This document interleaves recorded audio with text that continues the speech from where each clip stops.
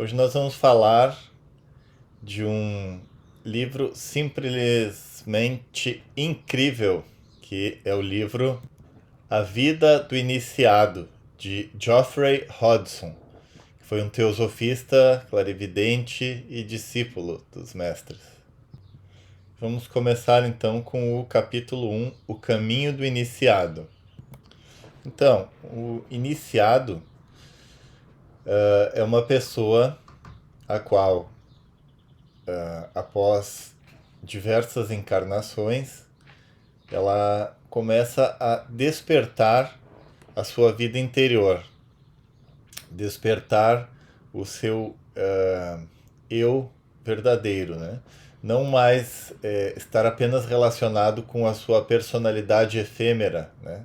Aquilo que nós temos em comum com os animais, que responde apenas a estímulos externos, né? Então, por exemplo, um iniciado é aquele que toma contato com um desses irmãos mais velhos que já superaram essa fase estritamente humana e, após tornar-se discípulo desse mestre, passa por diversas provações até chegar a se tornar um iniciado, que seria como nós podemos chamar de sábio também. E se tornar um iniciado anteriormente requer que seja um discípulo e antes de ser um discípulo, que seja um discípulo em provação. E tem alguns pré-requisitos para que isso possa acontecer. Então, primeiro de tudo é a necessidade de pureza de coração para iniciar a jornada. Porque entrar nesse tipo de caminho, na verdade, é se tornar um servidor da humanidade, é reconhecer em primeiro lugar que todas as pessoas no seu cerne, na sua fonte, têm a mesma provém da mesma fonte, né? No seu ser interior provém da mesma fonte, que é essa energia divina e eterna que é a criadora de todas as coisas.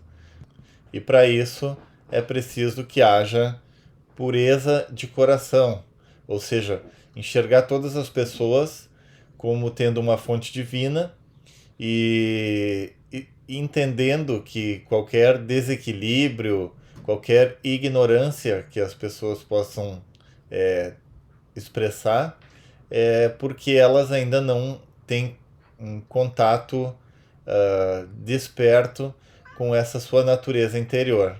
Então é preciso viver no mundo, mas não se deixar dominar por ele, porque o mundo ele tem suas características muitas vezes até cruéis, né?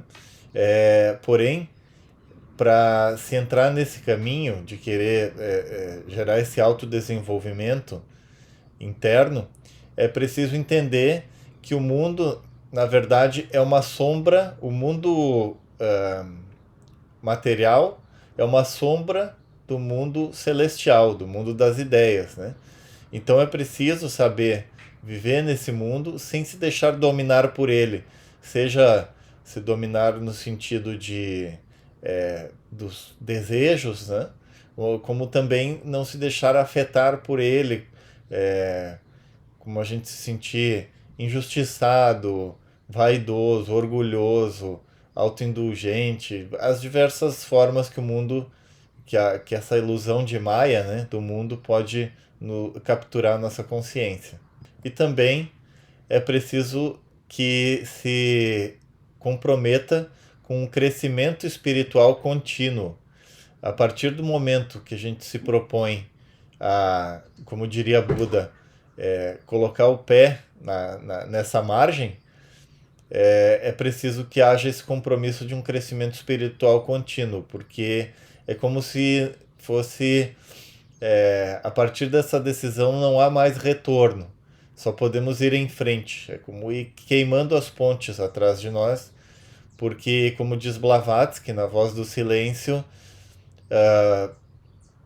que se o peregrino olhar para trás, ele pode cair de volta até o início da escada,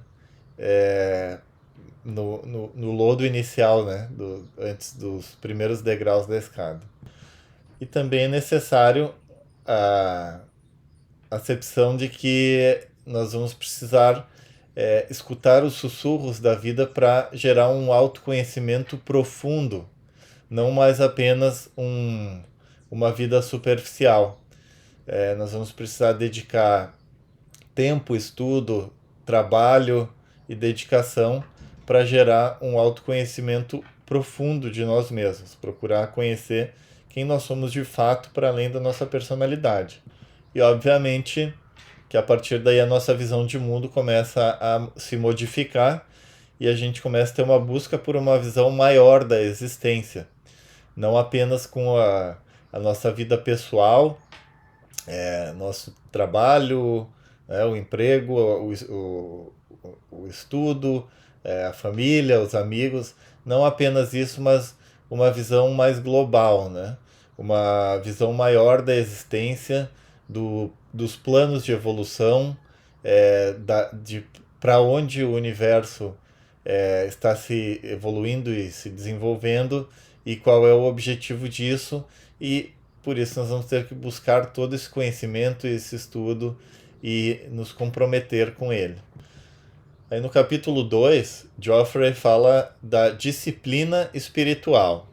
E aí ele fala sobre a importância de manter uma rotina disciplinada, porque nós temos que manter uma constância, né? Ter algumas disciplinas, como eu falo diversas vezes aqui, por exemplo, disciplinas de estudo, disciplinas de trabalho, disciplinas principalmente de meditação e de autorreflexão interior, porque a gente vai começar a tomar contato com uma parte que ela apenas sussurra, né? Então nós precisamos estar muito calmos, serenos e atentos e gerar uma disciplina para que a gente possa não mais estar sendo jogado de um lado para o outro pela confusão do mundo, gerando então práticas diárias de oração, meditação, reflexão e o controle dos desejos e impulsos, né?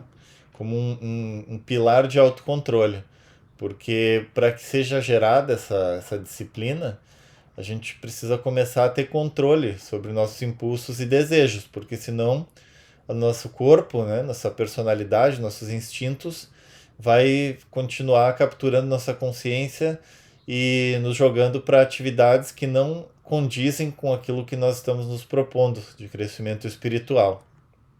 Então a gente tem que começar a desenvolver e ter consciência de bons hábitos e costumes para que isso vá substituindo aquela vida desregrada e baseada em apenas naquilo que me apraz, né? Aquilo que para mim é desejoso, me traz prazer, ou fugir do que me traz aversão. Não, a gente aí vai começar a desenvolver hábitos conscientes, transformando assim o caráter de uma forma contínua, transformando aquele temperamento, né, que é o que já nasce com a gente, da nossa personalidade, e educando esse temperamento através de hábitos, de disciplinas, formando o caráter, então. E aí o caráter é quando o nosso temperamento ele passa a estar sob controle do nosso eu verdadeiro. E aí entra o papel da solidão e do silêncio, que são essenciais para fortalecer essa disciplina, né? De novos hábitos, de relacionamento do eu interior, desenvolvimento do eu interior. Então é preciso que a gente tenha momentos de silêncio, de solidão, para que possa aquietar nossas emoções, esvaziar nossa mente e começar a tomar contato com essa voz do silêncio, né? Que é uma voz muito sutil, mas ao mesmo tempo a voz que vem do que há de mais divino em nós mesmos. Porque sem disciplina a mente é como uma vela ao vento, oscilando entre desejos e distrações. Aí temos o capítulo 3, que é o poder da meditação. E aí Geoffrey fala aqui sobre a meditação como método de autodescoberta e introspecção, porque a meditação é o que vai fazer com que a gente possa tomar contato com o que está além dos pensamentos, né? Que inicialmente pode parecer que é um vazio, porque a gente está acostumado a viver entre pensamentos, né? Porém, com o passar do tempo, isso vai se tornando algo real para a gente. Essa vida além dos pensamentos, né? Porque existe existência além do pensar e além das emoções. E aí é importante desenvolver um método para manter a mente focada e alerta, porque normalmente a nossa mente vai para o lado que ela quer, né? A gente não tem controle sobre isso, nunca aprendemos isso, nem no colégio, e é preciso que a gente comece a desenvolver então esse controle para manter a mente focada e alerta. E aí Geoffrey fala sobre vários pontos em relação à meditação aqui. Por exemplo, o benefício da prática regular de meditação para a paz mental. Sabe aqueles dias que você acorda e parece que tem algo errado? Então, você não precisa passar o dia inteiro desse jeito. Quando você consegue criar um hábito de meditação, é, é, você consegue recuperar aquele referencial interno.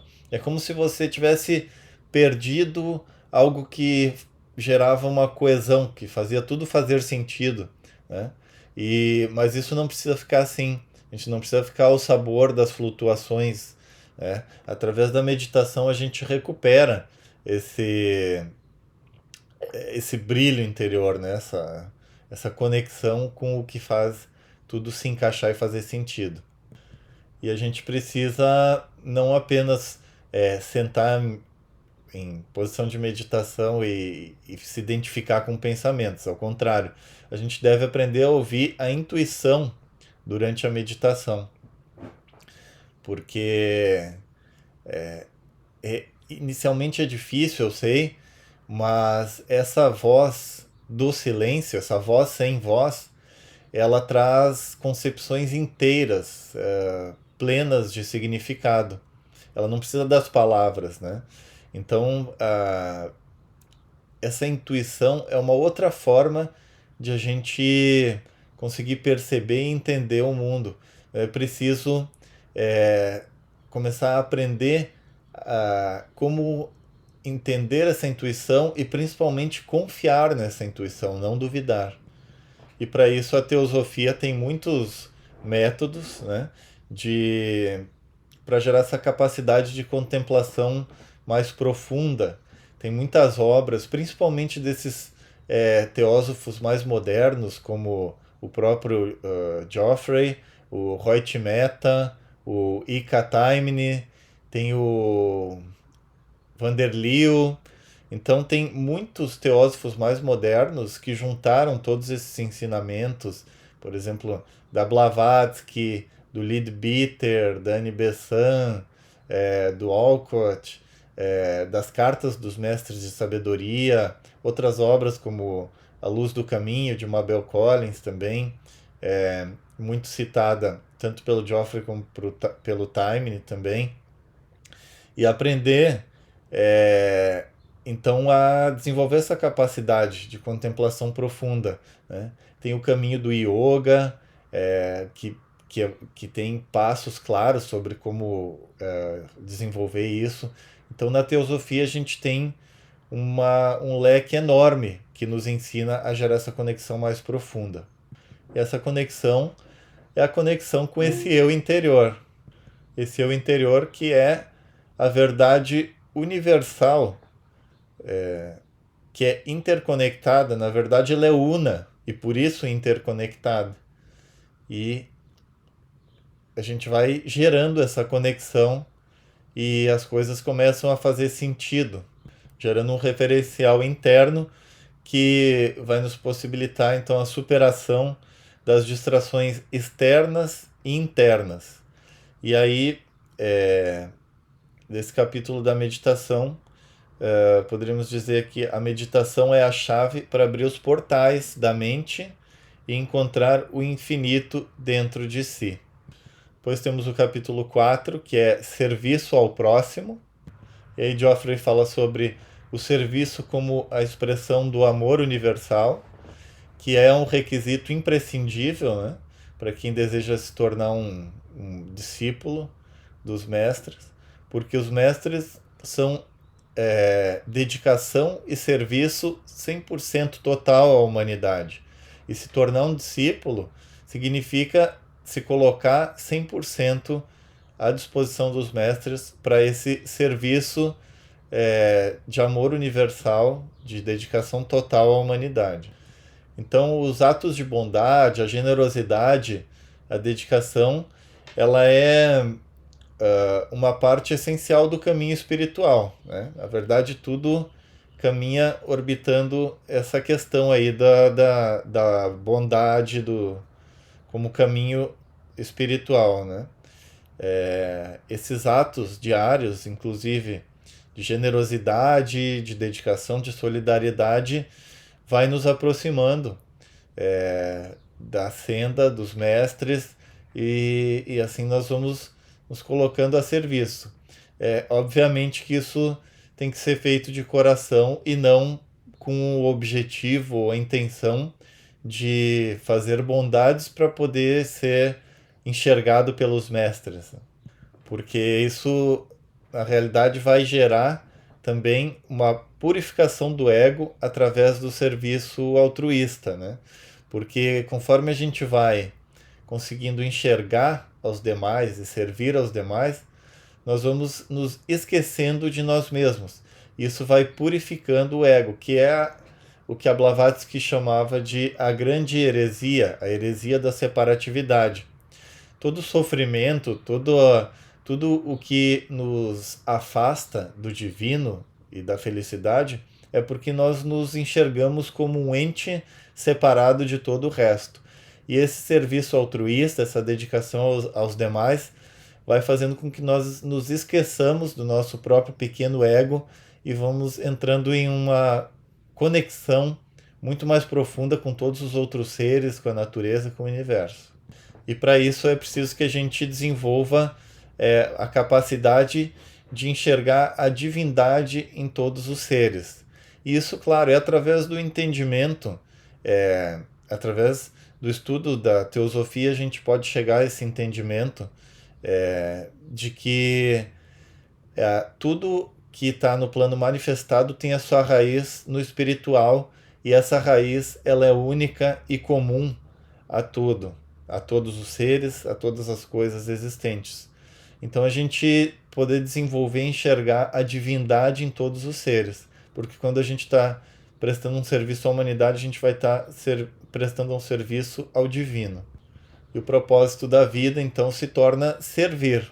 O serviço torna-se o propósito da vida. Assim como o sol vive para servir, para gerar luz, e todas as coisas na natureza servem de alguma forma, nós também devemos deixar a nossa infância, né, de querer receber tudo para si mesmo e ir ganhando a maturidade de quem sabe que precisa também servir, ser um agente de serviço, porque o mundo inteiro, todas as coisas servem e nós também devemos servir.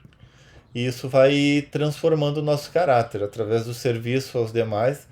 Nós vamos ganhando essa maturidade e ganhando cada vez mais capacidade de transpor, de superar problemas que na verdade são provas cada vez maiores, porque o que faz com que a gente se desespere, não consiga superar provas, é porque a gente se identifica e acha que isso pode nos gerar dificuldades e problemas a nível pessoal. Só que quando a gente começa a servir com o intuito de serviço aos demais e não nos identificamos mais com o que isso possa nos causar pessoalmente, isso vai fazendo com que a gente se desidentifique dos problemas e os problemas começam a se tornar cada vez menores. Nós começamos a desenvolver capacidades cada vez maiores de resolução de problemas. E isso então vai gerando esses benefícios de a gente tá fabricando, criando esse coração compassivo, né? Um coração que consegue enxergar todos os seres com amor e com o intuito de servir, de solidariedade, generosidade. Então, na verdade, servir aos outros é servir ao eu divino que reside em todos. Depois temos o capítulo 5, que é a superação das provas. As provas são um instrumento para fortalecer o espírito. A gente só obtém crescimento através da adversidade, através das provas, né? Até mesmo uma espada, para ganhar uma têmpera forte, ela precisa receber pancadas, ela precisa ir ao fogo e à água diversas vezes, e através dessa provação, né, desses desafios, ela vai ganhando fortaleza e têmpera, assim como nós. E a aceitação das dificuldades é uma parte do processo, porque se nós não aceitarmos as provas, se nós nos revoltarmos com o karma, que é que traz essas provas, nós vamos estar dizendo que não queremos ainda esse caminho de crescimento, de autodesenvolvimento, de gerar um crescimento em nós mesmos para que as provas se tornem pequenas. Nós estamos dando um recado de que ainda não estamos prontos para isso. Então é preciso que se aceite essas dificuldades e até deseje que venham mais dificuldades, porque isso significa que está havendo uma precipitação kármica. Um karma que demoraria muitos anos ou vidas para a gente poder queimar, ele começa a vir de forma muito rápida, e com a perseverança e a visão correta a gente pode aceitar essas provas e ir superando elas, para que vai gerar o nosso próprio crescimento. E não apenas crescimento, mas também o aprendizado com as experiências difíceis, né? E esse aprendizado é muito importante porque ele não serve só para nós. Na verdade, é um caminho natural que a gente também acabe tendo outros irmãos de trilha, pessoas que também querem se autodesenvolver. Então, cada prova que nós passamos de forma pessoal é uma experiência que nós podemos compartilhar com os demais, porque Buda falou que a dor é veículo de consciência, mas se há consciência, não é preciso a dor. Então, muitas vezes a gente vai aprender com as experiências dos demais e também vai poder ajudar os demais com as nossas próprias experiências. Porque cada adversidade é uma oportunidade de evolução. Pensa bem, quando está tudo bem, tudo tranquilo, de férias, a gente aprende muito pouco, né? A gente fica só na vida boa, curtindo, e quando vem as adversidades, é quando a nossa atenção, nossa concentração, nossa consciência é chamada a atuar de forma viva para resolver o conflito. Então, essas adversidades, cada uma delas é uma oportunidade de evolução, uma oportunidade de crescimento para nós mesmos. Então, cada vez que a gente tem uma provação, uma dificuldade, é necessário que a gente reflita, não desperdice essas provas, essas lições. A gente deve refletir sobre as lições por trás de cada provação, para pegar o extrato, o suprassumo de o que aquela prova veio nos ensinar. Porque também a gente pode passar pela prova de forma inconsciente e não resolver a prova. E aí o que vai acontecer é que, se não foi gerado o aprendizado consciente, a mesma prova vai vir novamente e às vezes a gente vai ficar tendo o mesmo problema sempre, né?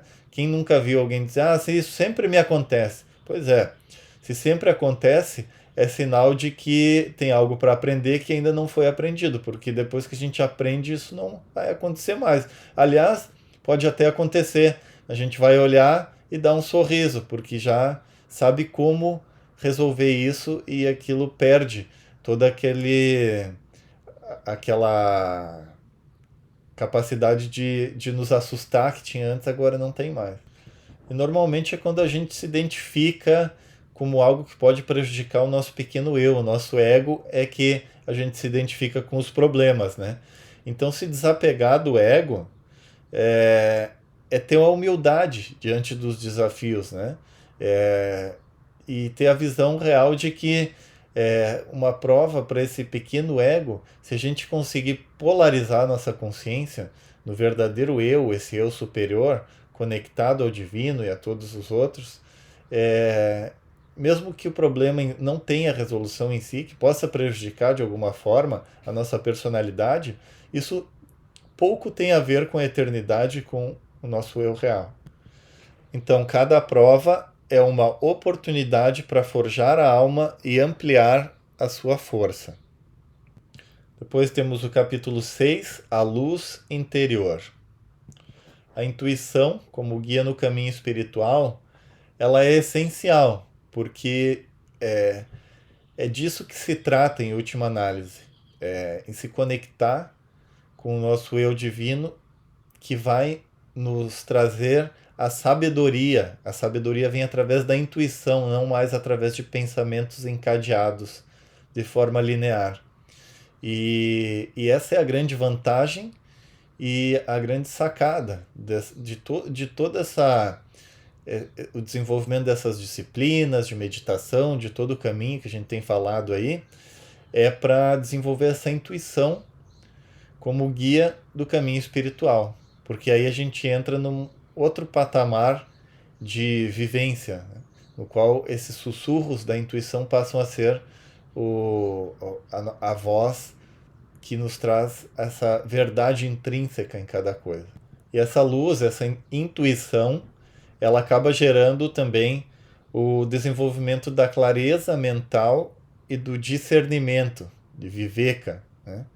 Porque não é porque agora a gente tem contato com essa intuição interior que a gente vai deixar de usar a nossa mente e as nossas emoções. Na verdade, é o contrário. A nossa mente e as nossas emoções são ferramentas incríveis da nossa personalidade. Só que quando elas são deixadas por si mesmas, elas entram em confusão e em conflito. Só que quando elas são iluminadas por essa intuição interior, essa intuição espiritual de Budi, elas geram uma clareza mental e um discernimento. Elas são organizadas por essa luminosidade que vem do nosso ser mais profundo, mais interior, gerando essa sabedoria interior, que é uma fonte, né, de inspiração e de orientação, seja de organização da nossa mente e emoção, mas também como uma voz, um sussurro do divino, sempre trazendo a inspiração e a orientação para que a gente possa agir da melhor forma, da forma que está de acordo com o nosso Dharma em cada situação. E é preciso saber silenciar a mente para ouvir essa voz interior. Silêncio da mente não precisa ser uma meditação, ficar em um quarto sozinho, em silêncio. Na verdade, esse silêncio interior, ele pode ser gerado em qualquer momento, né?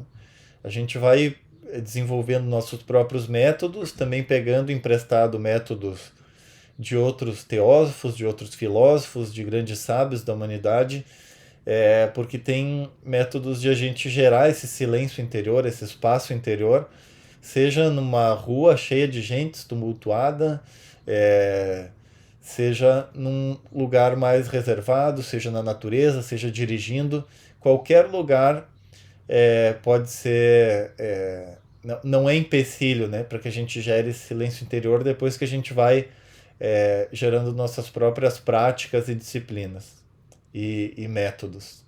E aí aprendendo não só a gerar esse silêncio interior, mas também a confiar no nosso julgamento espiritual, que é esse julgamento mais interno, porque eu lembro que tem em alguns livros da Sociedade Teosófica, tinha uma história sobre o Olcott que é nas cartas dos Mahatmas, que eles falam que em um determinado momento ele devia ter confiado na sua intuição.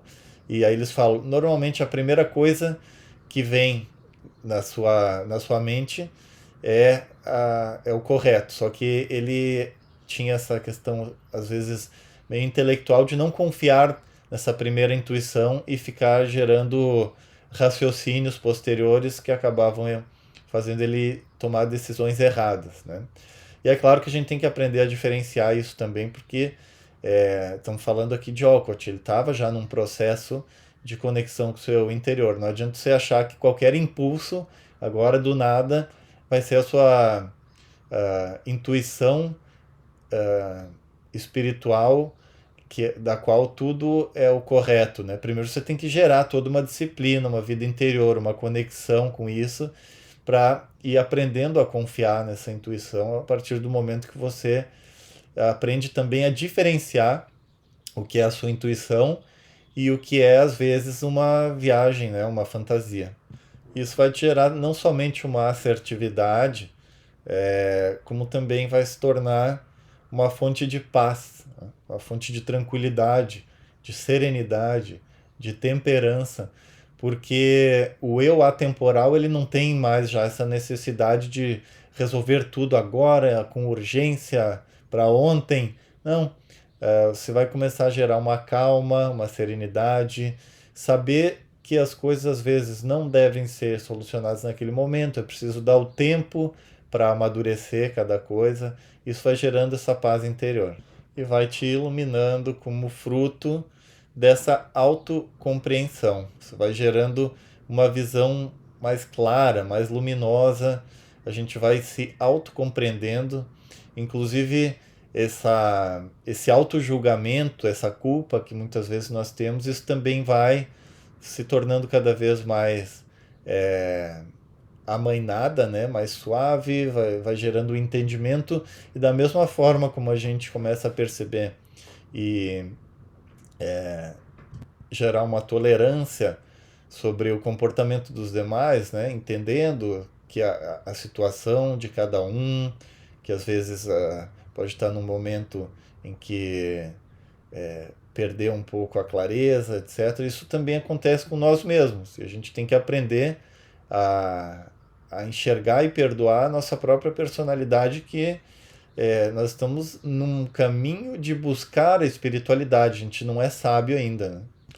Então a verdadeira luz não está fora, mas dentro, como uma chama eterna que nos guia. Depois temos o capítulo 7, a união com o divino. A união com o divino é o objetivo final do iniciado e da yoga, né?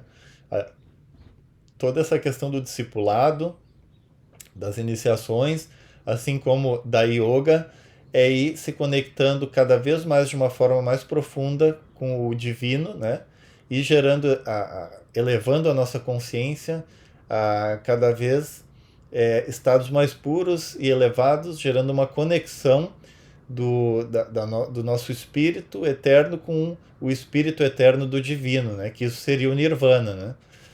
E é gerado também quando você enxerga todo o caminho do yoga, do Raja Yoga, dos demais yogas, é sempre para gerar uma conexão com o divino, como diz Krishna no Bhagavad Gita também, para Arjuna gerar essa união com ele, com Krishna, vivendo assim em sintonia com o propósito universal, o qual a consciência do discípulo, ou posteriormente do iniciado, ela se torna una com o propósito universal. Ele passa a ser um agente no mundo do divino, transcendendo assim as limitações do ego. Nesse momento a personalidade dele já não tem mais vontade própria. Ele passa a ser apenas um instrumento do divino no mundo. Passa a ser um agente universal da vontade divina. E passa também a compreender a essência do amor e da compaixão, que em última análise o universo se mantém coeso devido ao amor, né? O amor mais divino de todos, né? E a compaixão também é justamente esse amor, quando a gente consegue sentir como se a dor que possa estar causando em algum outro ser seja a nossa dor também. Isso é a compaixão. Que a gente não possa mais enxergar alguém sofrendo sem que a gente tenha que, de alguma forma, diminuir essa dor ou tentar solucionar essa dor. Ser um agente de amor, esse amor divino traduzido como um, um ente no mundo no qual o amor possa se expressar. Porque nesse momento já se percebe a unidade em todos os seres. A unidade da fonte, da essência, do espírito que há em cada ser, na verdade, ele é uno com todos os seres. Né? E assim sendo uno, assim percebendo que não existe um ente separado, que tudo faz parte de uma mesma unidade, é gerado dessa forma esse amor, essa compaixão. E por mais que, pensando nisso, pode sua personalidade dizer, ah, mas aí eu vou perder, eu não vou ter as coisas que eu quero, não vou poder fazer as coisas que eu quero, mas é bem ao contrário. Né? A personalidade ela vai ser resgatada. E aí é gerada uma experiência de paz profunda, porque ela é unida com a consciência universal, a qual tudo contém e a qual nada lhe falta. Então isso vai gerar uma experiência de paz profunda. Por isso a gente vê sempre aquela imagem dos sábios com um leve sorriso, um contentamento, uma alegria com a vida. Então unir-se ao divino é transcender as limitações do ego e viver plenamente na consciência universal. E chegamos por fim no capítulo 8, que é a alegria do caminho. E aí, Geoffrey fala aqui da alegria como reflexo de uma vida em equilíbrio. Tem um mestre da arte marcial que eu pratico, que é o Neikun, Michel Echenique, e uma vez perguntaram se ele era feliz. Ele disse, sim, eu sou feliz porque o mesmo que eu era ontem, eu sou hoje e é o mesmo que eu sou amanhã. O que ele estava querendo dizer com isso? Essa identidade com o seu eu real, que traz essa alegria como reflexo de uma vida em equilíbrio, uma vida que responde aos ditames do eu interno, que são estáveis e atemporais, não mudam todos os dias. Né? Eles são, eles têm parâmetros no uno, no divino, no eterno. Isso vai nos gerar uma paz e um equilíbrio que traz muita felicidade e contentamento. E mesmo nos momentos difíceis, né? Esse contentamento e essa paz, ela não é só quando está tudo bem, quando a gente está lá tomando um suquinho na praia. Não, mesmo em meio às provas, em meio aos problemas, essa paz, esse contentamento vem, porque quando você começa a enxergar as provas com outra ótica, você vê que chega um problema, ele pode até te impactar em primeiro momento, mas rapidamente você centra e diz, opa, isso é uma prova. Deixa eu observar com cuidado o que isso vai me ensinar, porque cada prova é como se fosse um professor, é um ensinamento que vem e é um passo a mais no nosso caminho evolutivo. E isso vai gerando uma harmonia entre o mundo material e espiritual, porque também pode se cair no erro de pensar que eu quero viver só no mundo espiritual, o material é tudo uma ilusão, eu não quero nem saber. Na verdade, o material e o espiritual fazem parte da mesma unidade.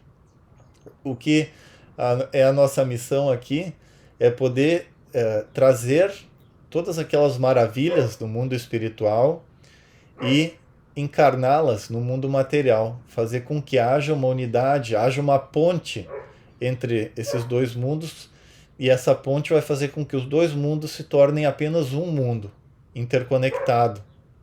E isso vai nos gerar uma alegria, tanto no mundo espiritual como no mundo material também, porque isso é um sinal de progresso espiritual genuíno, quando a pessoa se torna alegre em qualquer situação, seja num problema, seja em qualquer situação, porque ela tem uma conexão profunda com a fonte de tudo que é benéfico, virtuoso, que nos traz clareza, compaixão, amor, sabedoria. Isso gera uma alegria.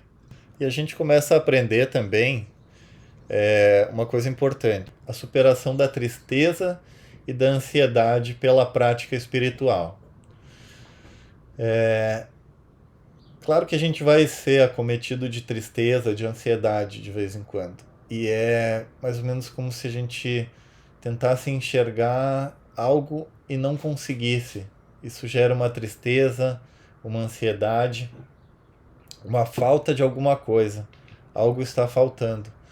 E aí a gente vai ter sempre essas disciplinas e práticas espirituais que atuam de uma forma a resgatar essa conexão, a reconectar a nossa personalidade com o eu espiritual. E no momento que isso acontece, a tristeza e a ansiedade, ela simplesmente desaparece e dá lugar a uma conexão com uma plenitude, né, que vem do nosso verdadeiro eu. Que dá lugar também a uma beleza e simplicidade no desapego. Porque a gente se apega, como disse o Senhor Buda, pelo o apego àquilo que a gente gostaria de ter, né, o que nos causa prazer, e a aversão àquilo que a gente não gostaria de ter, aquilo que nos causa sofrimento. Mas no momento em que a gente isso é sempre relacionado ao eu e o meu, ou seja, a personalidade. Só que quando a gente se conecta com o espiritual, com o eterno, esse apego e aversão desaparece. E isso dá lugar a uma simplicidade e a um desapego, a um sentir suave, natural, fluido com a vida. E isso gera felicidade interior como força transformadora, e não só de nós mesmos, mas ao contrário do que às vezes a gente erroneamente tenta fazer, modificar os outros, criticando ou apontando erros, essa nossa própria tranquilidade, felicidade interior, as pessoas vão percebendo, e isso incrivelmente gera modificações nos demais por osmose, por assim dizer, né? Porque ninguém é insensível a isso, né? Quando as pessoas enxergam alguém que está de bem com a vida, que elas enxergam alguém que tem uma estabilidade na tranquilidade, na felicidade, nas ações, isso causa uma vontade de ser assim também. Aliás, eu lembrei, quando eu estava estudando esse livro, de um dos meus mestres, Tiago Grande, que quando eu vi ele dar uma palestra sobre os 300 de Esparta, e a forma como ele deu aquela palestra, a paixão que ele deu, a energia, todo aquele conhecimento também que ele tinha, e aquele brilho no olho, eu enxerguei e eu disse: eu não sabia que um ser humano poderia ser assim. Chego a me emocionar. E eu disse: eu também quero ser assim. Então meu mestre, ele se tornou um modelo no qual eu desejei me espelhar, eu desejei me auto-melhorar, porque eu não sabia que um ser humano poderia ser desse jeito. Então você pode também se tornar um modelo no qual as pessoas vão desejar se espelhar. Então a verdadeira alegria surge ao vivermos em sintonia com o propósito maior da nossa existência. E com isso, nós finalizamos aqui esse vídeo desse livro incrível, que é A Vida do Iniciado, de Geoffrey Hodgson. Ele está no Kindle Unlimited, tá? Quem tiver o Kindle Unlimited não precisa nem comprar, é só pegar o livro ali para ler no Kindle, né? Também gostaria de convidar você para participar junto comigo e com vários teósofos todos os dias às 19h30 no canal da Sociedade Teosófica no YouTube. Tem aulas diárias, sempre às 19h30. E te pedir então para se inscrever aqui, né? Curtir, compartilhar, para continuar recebendo esses conteúdos. E aqui na BIOS, né, desse canal, você vai encontrar ali nos links o link do grupo de WhatsApp, no qual eu sempre vou colocando alguns materiais, alguns vídeos. Então, se você quiser participar com a gente no grupo do WhatsApp, pode entrar aqui na BIOS do perfil nos links, né? E também ali nos links tem o link do canal da Sociedade Teosófica, onde tem as aulas todos os dias, 19h30. Então, obrigado por assistir até aqui, por estar junto aí nessa saga aí filosófica, discipular, e nos vemos nos próximos vídeos. Grande abraço.